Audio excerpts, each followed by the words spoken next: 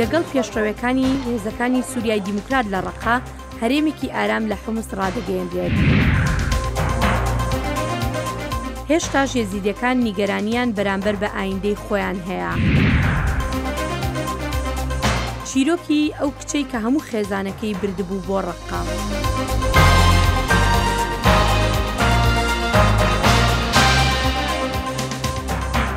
سڵاو بەخێربێنەوە بۆ بەرنامەیەکی نوێی کورد کۆنەکشن. کورد کۆنەکشن بەرنامەکە دەنگی ئەمریکا لە واشنگتن بە سڵاو و ڕێزین گەرم لە باکوورە ڕەقا هێزن دموکراتە سووریا بە پشتەوانیە ئەمریکا پێشکەتنان دشەڕی دژی کۆمەڵە دەوڵەتە ئیسلامی داعش دەدکن هەفدەم ئۆپۆزیسیۆنە سووری و کۆمەڵەکە مافین مرۆڤان دەبێژن عێریشەکە بفڕۆکان یا هێزن هەفپەیمانان 5 ئەندامن مالباتێکی کوشتنە رووسیاژی دەبێژە ئالیکاریین مرۆڤانی دەگەهنا باکووری باژارێ حمسێ.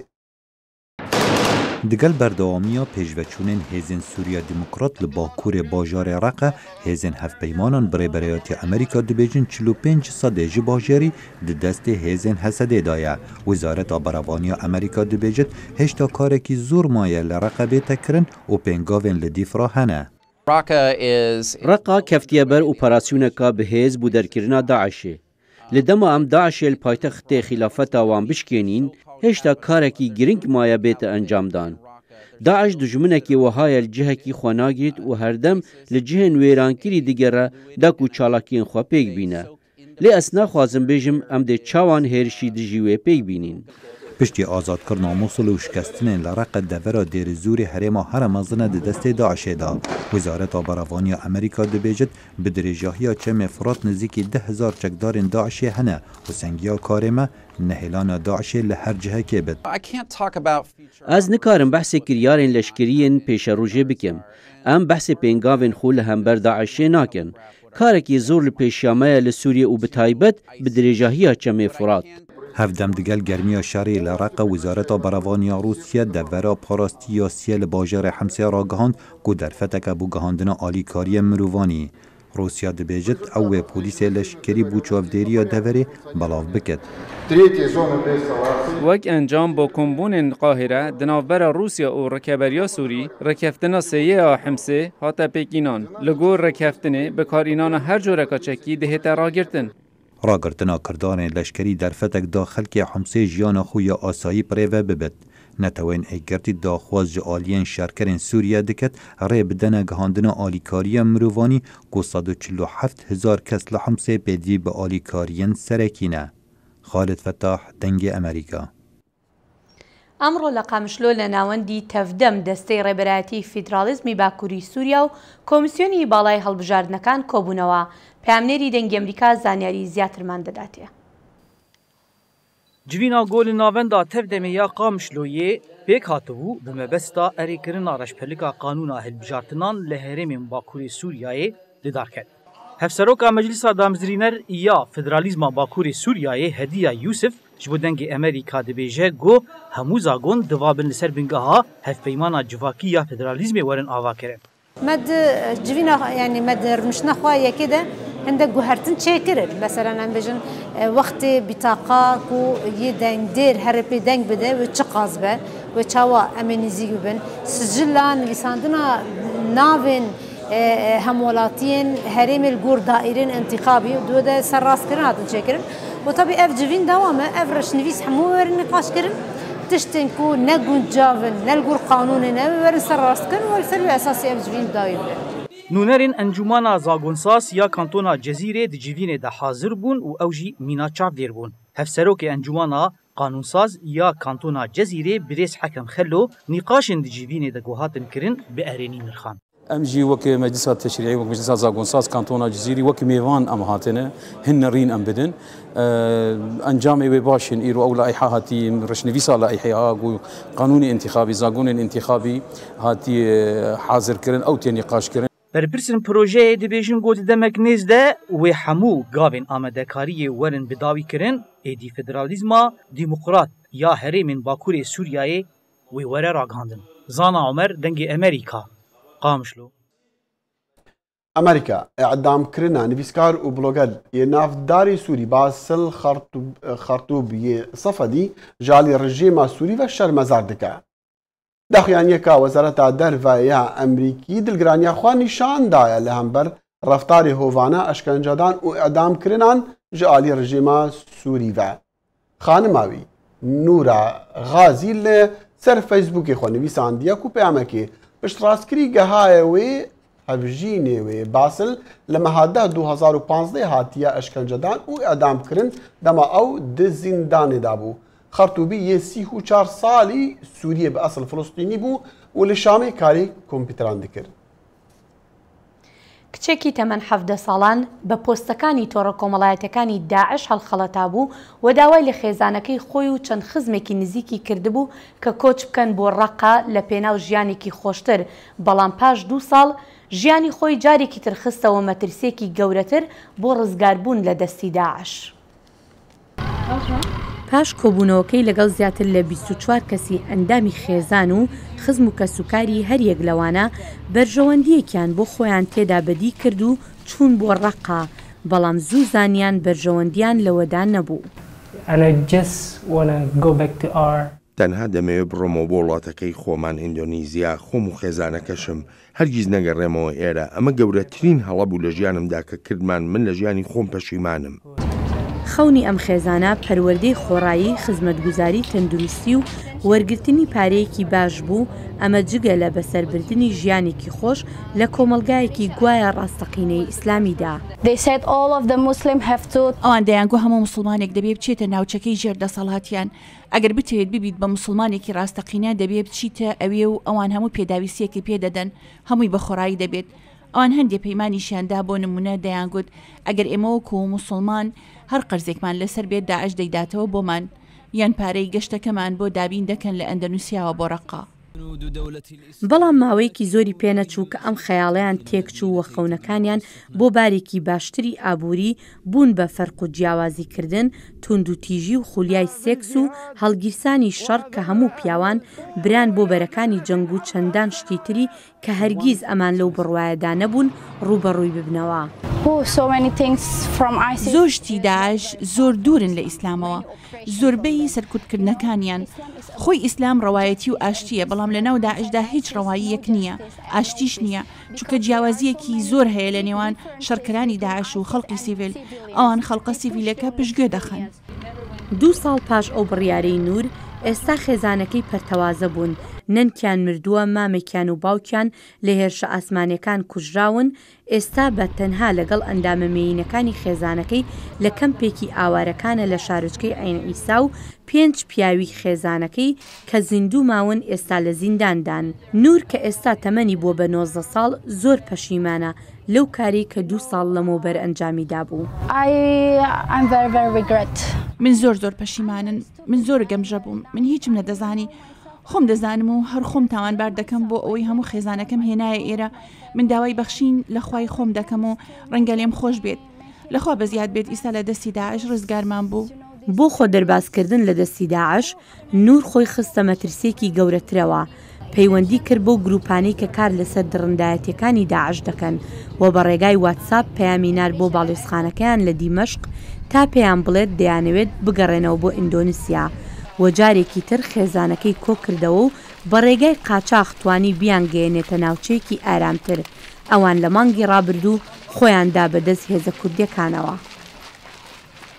و کۆمسیۆنا لێکۆلینی یانەتەوێنی گرتی دەبێژە پشتی 3 ساڵان هێشتا دەوڵەتە ئیسلامی داعش جنۆسایدا لە دژی ئیزدیان ددۆمینە و جڤاکە نێفنەتەوەی سەر نەکەتیە د جێبجێکردنا ئەرکێ خۆدا ji بۆ جزاکردنا تاوانباران. لە بیرەوەریە 3 ساڵیە عێریشن داعش کۆمسیۆنە نەتەوێنی گرتی دەبێژە تەڤێک و ڕاوەستاندنا جنۆسایدی ئەرکێ وڵاتانە لێ هێشتا ئەو پشتگوێ خستیە. هەرتەنها 2 مانگ پاش دەست بە سەرداگرتنی شاری مووسڵ تێرۆریستانی دەوڵەتی ئیسلامی هێرشیان کردە سەر ئێزدیەکان لە شنگال و ناوچەکانی دەوروبەری کە نەتەوەیە گرتوەکان بە ژێنۆساید ناودێری کرد. بەڵام ئەم ناودێرکردنە نەبووە مایەی ڕەوانەوەی هەر هیچ نەبێت بەشێک لە مەینەتی ئێزدیەکان. حقیقەتەن لا ئەدری کەیف ئەبدا. بەڕاستی نازانم لەکوێوە دەست پێ بکەم. ئایا باز لە ڕفاندەکان دەکەین یان گۆڕە بە کۆمەڵەکان یان کردنی ژنان بە سەبایە یان دەست درێژیکردنەکانی سەر ناموس. بەڕاستی ئەم جینۆسایدا ڕاستەقینەیە و ئازاربەخشیشە. عندي صديقتي يعني أنا وهي من أول صف. هاوڕەیەکم هەیە لە پولی یەکی سەرەتاییەوە هاوڕین. داعش ڕەفاندی پێکەوە گەورە بووین زۆر کاری تێکردم. هەموو ڕۆژێک بیرم لێ دەکردەوە ناتوانم چۆن باسی ئەو هەستە بکەم. کاتێک بۆم باس دەکات چی بەسەر هاتووە دەست دەکەم بە گریان ناتوانم.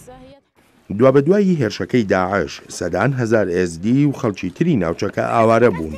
ئەمە بێ لەوەی هەزاران کەس کوژران و سەربڕان و بە زیندویی سووتێنران. بەپێی ئامارەکانیش زیاتر لە 6,000 کەس ڕفێنران و دەوڵەتی ئیسلامی کردنی بە کۆیلەی سێکسی بەبێ گوێدانە هیچ بەهایەکی مرۆڤانە. إعلان قلنا مدني قلنا داعش أم شون نركب داعش أم قرتن ما خل معلكا دقولي كي أم ترك هات ديسا أم ديسا أم قرتن سلاح السري بابي مكرين بابي مقو أزيداك أخوينم سلاح السري ويكل نحيلا شويني لە کۆتایی پاییزی ساڵی 2015دا بوو هێزی پێشمەرگەی کوردستان و شەڕوانان بە یارمەتی هاوپەیمانەتی نێونەتەوەیی توانیان شارۆچکەی شنگال و بەشێکی زۆری ناوچەکانی دەوروبەریشی ئازاد بکەن. أفريق خرواتي رستا داعش تديد السي هاش 2014 في منطقة هامي يعني مشان بجنة كنترولها في منطقة هامية كده بس في متى بيشمرجي قهرمان أمشينا يعني بتدي الشخص الشهيدة وبزارها بريدارة حتى أمشينا شنغاري كنترول هێشتاش زیاتر لە 3,000 جنوب منداڵی ئێزدی لە ژێردەستی داعشدان. ڕکابەریە سیاسیەکانیش لەو ناوچەیەدا وهای کردووە بە ئەندازەی پێویست خەڵک نەگەڕێنەوە زێدی خۆیان. ئەو خێزانانەی گەڕاونەتەوە نێزیکەی 986 خێزان و بە 10,000 کەس مەزەندە دەکرێن. ئەوەش کە هاندەر نییە بۆ گەڕانەوەی زۆر خێزان بۆ شنگال ئەو ململانێ و کێشە سیاسیانەیە کە لەم ناوچەیە هەن. تێرۆریستانی داعش لە زۆرێک لەو ناوچانە دوورخراونەتەوە و لە هێشتا ئێزدیەکان بە نیگەرانیەوە لە ئایندەی خۆیان دەڕوانن. الخوف من داعش وفكر داعش ترسە لە داعش و هزری داعش سبەی هێزێکی تر دێت بە هەمان ئایدۆلۆژیای داعشەوە بەس خوا دەزانێت چی ڕوئەدات بەدڵنیایەوە ترسمان هەیە 73 کۆمەڵکوژی یەزیدیەکان کراوە ئیتر چۆن ترسمان نەبێت. نەبوونی خزمەتگوزاریە بنچینەیەکانیش هۆکارێکی تری نەگەڕانەوەی دانیشتوانن. برینەکان ژانێکی بە سوێی جەستەی ئێزدیەکان و ساڕێژبوونیان هەرواسانە نییە بە تایبەتیش کە ئەم زامانە بوونەتە بەشێکی زۆری مێژووی بوونیان. دادپەروەری بۆ ئێزیدیەکان ناوەڕۆکی چەندین چالاکی بوو لە سەرانسەری جیهان بە بۆنەی سێهەمین ساڵیادی کارەساتی شنگال لە ناویاندا لە واشنگتنی پایتەختیش لە ناوەندی هەدسن و لە بەردەم کۆشکی سپیش چالاکی ئەنجامدرا.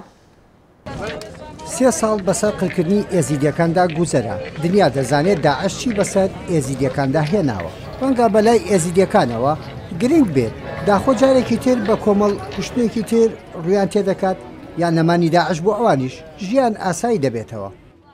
How do we ensure that that is stable and that is safe so that these communities can return home? چۆن دڵنیابین ئەو ناوچەیە ئاسایی بۆتەوە و پارێزراوە کە کۆمەلگای ئێزیدیەکان بگەڕێنەوە بۆ ناوچەکانی خۆیان بۆ ئەوەی ئەوە بکرێت پێویستە ئەو کەمایەتیانە بەشێک بن لە گفتوگۆ و دیالۆگەکان لە بەغدا و هەولێر لێرە لە واشنگتنیش.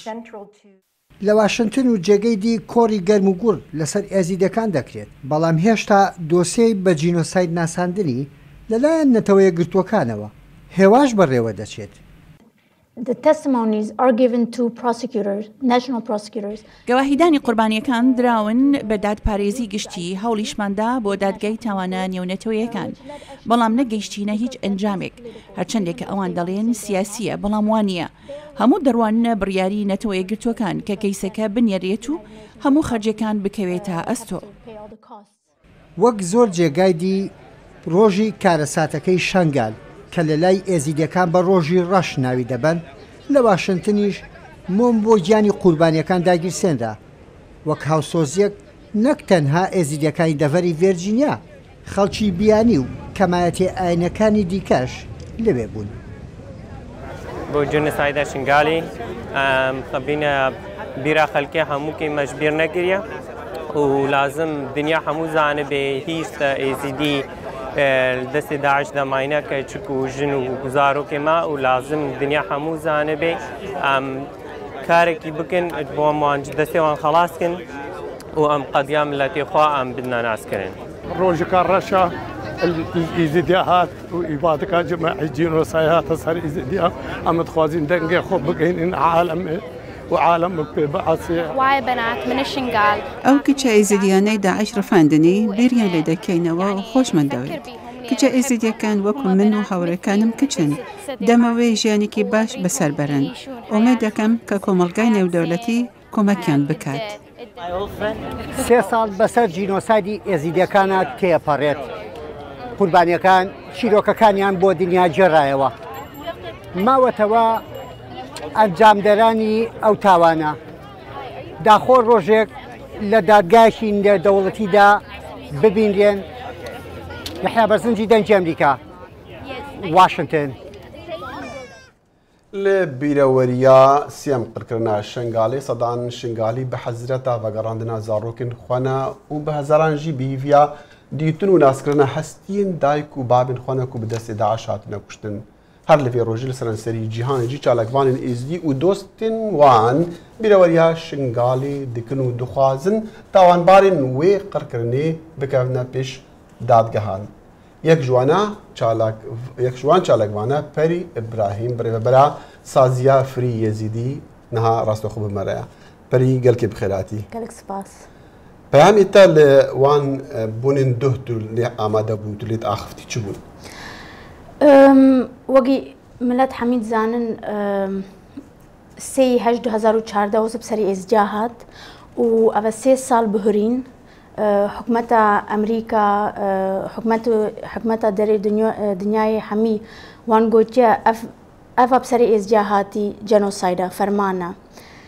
برەیە قانونی لازمە تشتی وەرتەکردن ژووی ملەتێ تادەی دیتی.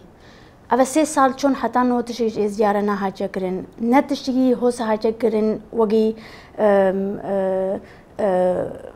پاشە ڕۆژە ئێزیجا یە چاوە زڤرنە شنگالی دیسە کیە هۆسەکەتە خەڵکێک بکارت بزڤرت و شۆڵی خۆ دیسە بکەت هەر نەمەردە سێ دیسە ژیانە خۆ ڕێڤە ببن تایبەت لە شنگالی ئەرێ ئەف تشتە نینە هەتان نەهۆ پەری تو ئەڤەت داخوازەوەش بۆ جوواکانی بدەتەوەیش بۆ ئەمریکاش بوونەتەوەی نێگرتی لێ چمان بەحسێ حکومەتین عێراقی و هەرێما کوردستانی ناکەن ئەمە تێنە وێ دەرێت چەندکو ئەمە زانن حکومەتە ئەمریکا ئەتکارت گەلک ئێزیارە بکەت و داخوازی مە بخوا هەنە حکومەتە کوردستانیرە هەندە ئەمنەوە حکومەتە عێراقیرە شۆڵ ناکەن چەندکۆم زانن حکومەتە کوردستانی بتر کارت هاریکاریان مە بکەت نهۆ ئەم بخوا ئەمت بێژن هەنێک تشت هەنە حکومەتە کوردستانی کارت بکەت وەگی چ برینا ئێزدیا یا کوورە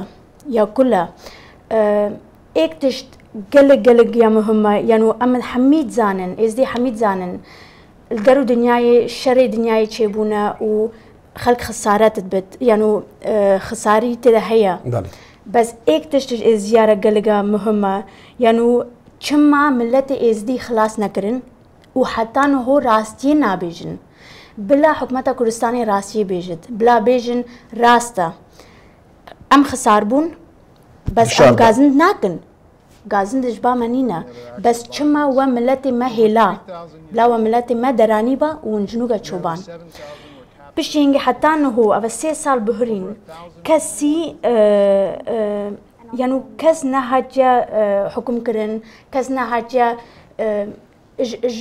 çima êzidiya li wê derê hêlan kî dengê kî bû gote pêşmerga herin dev şingalê berdin herin xwara bizivirne cihê amin heta niho kes nehatiye hukm kirin ji wê kêre em la ev muhim e ji êziyara perî em zanin mesela dadgehkirina wan tawanbare li dadgehên nefretewî ICC gelkî girin ku kar jî rê kirin wekî te gotî li ser astê herêmê jî ew tiştê te gotî gelkî girin ka lê li ser wî rê we çi kiriye heta niha vêca destpêkê em çûna ICC bes heta niho wan çi tiş dadgeha tawana nefretewî belê bes niho em mehawlet kin çenku gelek Daesh li Holanda ne li Belçîka ne li Almanya ne et hefsa de ne الهرم كردستاني أنا العراقي الحفصة كردستاني الحفصة هولندا الحفصة ألمانيا بس حتى إنه هو بەسش تێرۆریرە هاتنەگرتن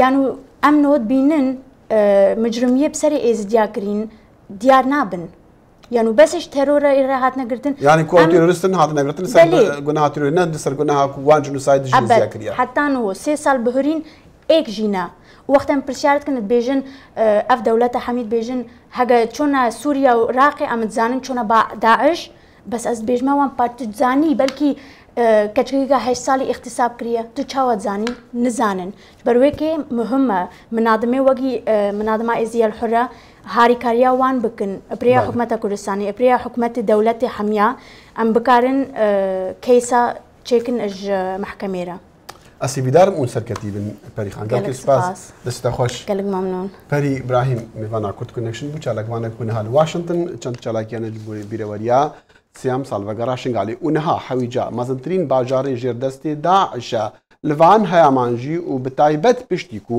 ji مووسڵی هاتینە دەرخستن داعش گرانیە دانێتە سەر خەلکی حەویجە و ڕێنا دەوان ji باژار دەرکەون لێ کتکتە جوانە خۆڤەت دزن و دگەهێنن ژێر دەڤەرین ژێردەستی پێشمەرگەیان داعش گەمارۆکانی بۆ سەر دانیشتوانی حەویجە چڕ کردووەتەوە و سەرجەم ڕێگاکانی داخستووە و توانیوێتی لەو ڕێگەیەوە بەر بە هەڵاتنی بە لێشاوی دانیشتوانی حەویجە بەرەو سنوورەکانی کەرکووک بگرێت. نەهاتنیشیان بۆ کەرکووک ئێستاکە دیسانەوە ئەگەڕێتەوە بۆ ئەو گەماروی کە دراوە لە دەرچی لە ڕێگای ئەرجیزەکانچی ئێستاش داعش ئەو دەوروبەری میڕێژ کردووە و زیاتر ئەو بابڵ مەرفەزانەی کە دێ بۆ راوشاری کەرکووک کۆنتڕۆڵتەری کردوێتەوە. پێشبینی دەکرێت لە ئێستادا 50,000 هاوڵاتی سڤیل لە ناوچەکانی حەویجەدا مابنەوە کە خەمی سەرەکیان جێهێشتنی ناوچەکانیان و خۆگەیان لە سنووری پێشمەرگەیە بەو پێی برسێتی و خراپی دۆخی تەندروستی و مرۆیی تەنگی پێ هەڵچنیون. پێشتر ئاوارەیەکی زۆر هات بۆ لایەمە خۆی ڕادەست دەکرد بەڵام ئێستا چەکدانەی داعش نایەڵن ئەو ئاوارانە بێ بۆ لایەمە لەبەرەوە ڕێگریان لەکەن ویان کوژن. بەشێکی تری ئەو ئاوارانەی پێشتر لە کامپەکانی هەرێم بوون و گەڕانەوە بۆ ناوچەکانیان ئێستا دەیانەوێت جارێکی تر بۆ نێو کامپەکانی هەرێم بگەڕێنەوە ئەمەش بەهۆی خراپی مامەڵەی میلیشیا شیعەکان لەگەڵیان.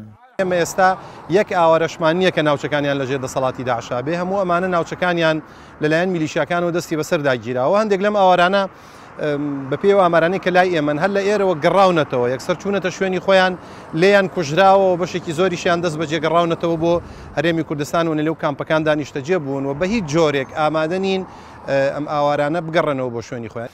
خەمی ئاوارەکان گێڕانەوەی ئاسایش و سەقامگیریە بۆ ناوچەکانیان و چوونەوەیانە بۆ سەر ژیانی ئاسایی خۆیان بەڵام پێ ناچێت بە ئاسانی ئەم هیواییان بێتە دی. دڵشادەنوەر دەنگی ئەمریکا پارێزگایی کەرکووک. سەرۆک دانەڵد ترامپ جارێکی تر ئەو دەنگۆیانە ڕەت دەکاتەوە کە هەڵمەتەکانی هەڵبژاردننی پەیوەندی بە رووسیاوە هەبوو بێت و بە شتێکی هەڵبەسترا و ناودێریان دەکات. دوایین تووڕەبوونی سەرۆک ترامپ لە میانەی گردبوونەوەیەکی جەماوەری شەوی پێنجشەمە لە وێست ڤێرجینیا بوو. ئەمەش چەند کاتژمێرێک پاش ئەوە بوو کە گۆڤاری واڵ ستریت جۆرنەڵ ڕایگەیاند ئەنجومەنی تایبەتی ڕاوێژکاری دەستەی سوێندخۆرانی ڕاستپاردووە بۆ تاوتوێکردنی دەستێوەردانی رووسیا لە هەڵمەتی هەڵبژاردننی سەرۆکایەتیدا. و شەڕ ji بۆمانە لە ئەمریکا یا مالباتên عێراقی ku ڕاستی دەرخستنê dibin digal birêveberiya penaberiyê li ئەمریکا her germ e. Di vê raportê de ji Detroit sema dizeyî çîroka malbatekê vedgêre. خێزانی موراگی دانیشتووی ویلایەتی میشیگنن. دەیان ساڵ لەمەو پێش کۆچیان بۆ ئەمریکا کرد. دورەید موراگی لە ساڵی 1999 بە تاوانی هەڵگرتن و بڵاوکردنەوەی بەنگی مێروانە گیرا. خۆی یەکەکە لە 114 عێراقیانەی لە 11 مانگی 6 لە ماڵی خۆی گیرا. ئێمە دیتمان کاربەدەستانی ئایسن من مێردەکەم ئاگادار کردەوە و کوتم چێن. پێگوتم بڕۆ دەرگاکە بکەوە. گوتم نا با دەرگاکە نەکەینەوە. گوتی ناتوانین نێکەینەوە. دەترسم دەرگاکە بشتێن و مناڵەکان لە خەو هەستێنن. جەنفەر خێزانی دوورەیت کە ئەو دەم دووجیان بوو دەڵێت بەهۆی ئەوەی کە نیگەران بوو لەوانەیە مێردەکەی ڕەوانەی عێراق کرابایەوە منداڵەکەی گەلێک زووتر لە کاتی خۆی لە دایک بوو و هێشتا لە نەخۆشخانەیە. بۆ من زۆر سەخت بوو بۆ دوورەیت سەخت بوو بۆ مناڵەکانیشم هەروەها سەخت بوو چونکە نەک تەنیا باوچیان لەدەست و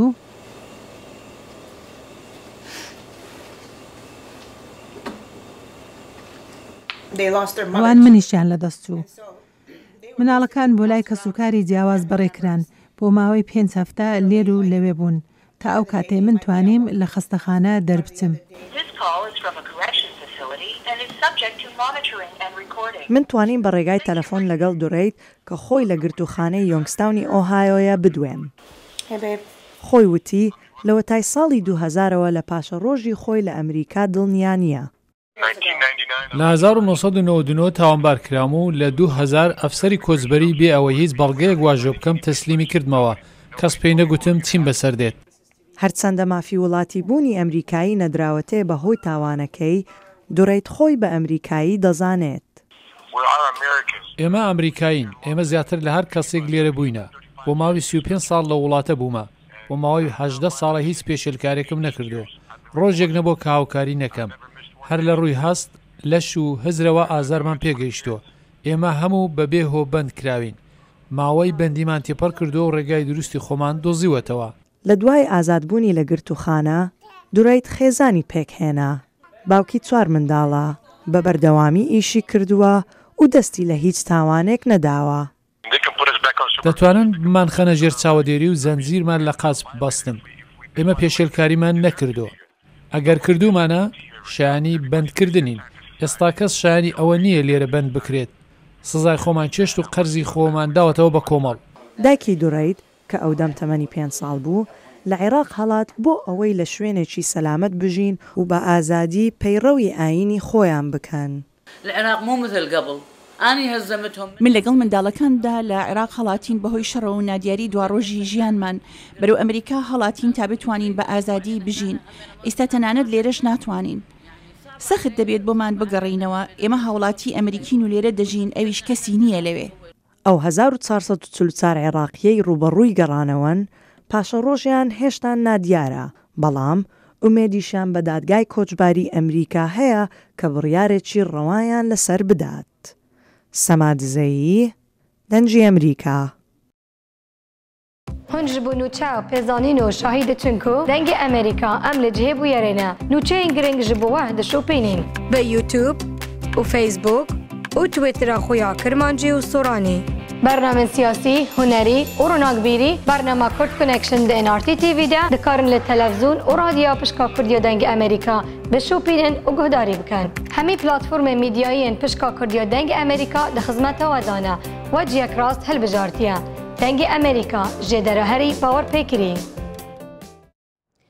ئەمڕۆ 4مین ساڵیادی مردنی شاعری کورد شێرکۆبێکەسە کە بە باڵیۆزی وشەی کوردی ناسراوە. شێرکۆبێکەس لە 2 مانگی 5 ساڵی 1940 لە گەڕەکی گۆیژەی شاری سلێمانی لەدایک بووە. شێرکۆبێکەس بە یەکێک لە هەرێ دیارترین شاعرەکانی کورد دادەندێت کە بەردەوام نێخوازی داهێنانی لە شعرەکانیدا هەبووە. لە ساڵی 1970دا لەگەڵ ژمارەیەک لە هاوڕێکانیدا لەوانە جەلالی میرزاکەریم بزوتنەوەی ڕوانگەیان دروست کرد کە بە شەپۆلێکی گەورەی نوێکردنەوەی شعری کوردی دادەندێت. شێرکۆبێکەس لە ڕۆژی 4 مانگی 8 لە ساڵی 2013 لە شاری ستۆکۆڵم پایتەختی سوید گیانی سپارد و لەسەر داوای خۆی لە پارکی ئازادی شاری سلێمانی بە خاک سپێردرا. و ڕۆژنەمەڤان و لێ کۆلەری فەرەنسی تایبەتمەندی پرسین ڕۆژڵاتە ناوین و کوردان دۆستی کوردان کریس کۆشرا وەغەرە داوی دکا. کۆشرا چەندین کتێب چاپکردنا و ژمارەکە مەزن یا گوتاران دێ ڕۆژنامە و کۆڤارین نافدارین جیهانێدا لەسەر دۆزا کوردان و کوردستانی وەشاندنا. کۆشرا دێژیە 79 ساڵیەدا وەغەری دکە. بەڵێ خۆشەویستان لێرەشدا دێنە کۆتایی بەرنامەی ئەفافتەی کورد کۆنێکشن و تا ڕۆژی سێشەمە بەخواتان ئەسپێرین. خدا حافظ.